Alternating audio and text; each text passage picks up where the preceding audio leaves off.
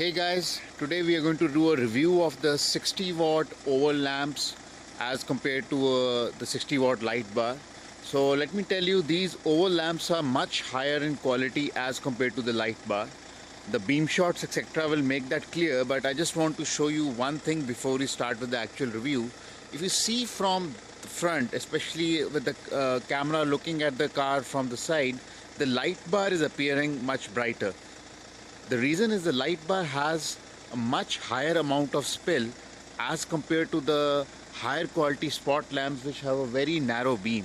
So it may appear brighter, but if you look at the beam efficiency, it's actually the ovals which give you a better beam. And as we do the review, this will become more apparent. So now let's start.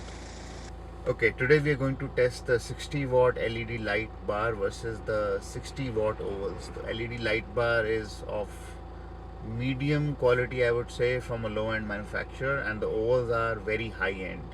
Before we start, let me tell you the camera has been locked on to manual exposure and the shutter speed is 1/30, the aperture is f2.8, and I'm using an ISO of 1600.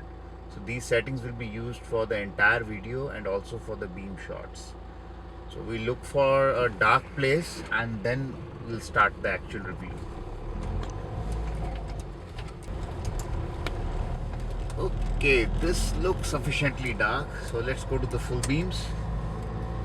Okay, low beams again. So first I'm going to switch on the light bar, which is from a low-end manufacturer. We just switch it on. This is what you see,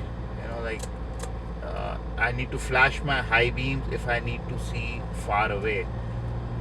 You can see the light bar is actually illuminating along the sides and somewhere around till 20 meters. This was the light bar, and I'll go to full beam along with the light bar. Let me turn it off. So it doesn't make much difference far ahead, though nearby it really helps. But this has a disadvantage also. It can kill your night vision if the light near your car is very bright. This is the same effect people get when they fit HIDs in their normal halogen reflectors, and then the light appears very bright, but all they do is destroy their long range night vision. So let's see how the high quality spot lamps fare, the 60 watt ovals. So there are two of these, total 120 watts. So what you see now is the 120 watt total of the Osram halogens, and this is the 120 watt of LED. I'm switching off the high beams and I'll flash them. Not much help here. The ovals are totally overshadowing the halogen beam. I can switch it on, it doesn't make much of a difference, and the beam range is also very long. I think maybe my aiming is a little bit towards the low side, but still I can see pretty much far ahead all over. If I switch on the light bar also, again I can't even notice the light bar came on. These are so good. So this shows you two things. The first thing this shows you is that if you want to get LED lighting for your car, don't fall for combo, or not combo I would say, don't fall for flood beams. They don't really help unless you are into off-roading. And secondly, if you have a high quality LED light, the light output of that will easily be around 20 to 30% higher than the low quality or the low end LED bars. Though they both may last very long, have 30,000 hours of LED life, the optics in the low end bars are such that they cannot give you a very long range, which high quality ovals or high quality light bars can give off. So I'll just take a drive around to just give you a better idea about how the ovals are as compared to the headlamps while driving around.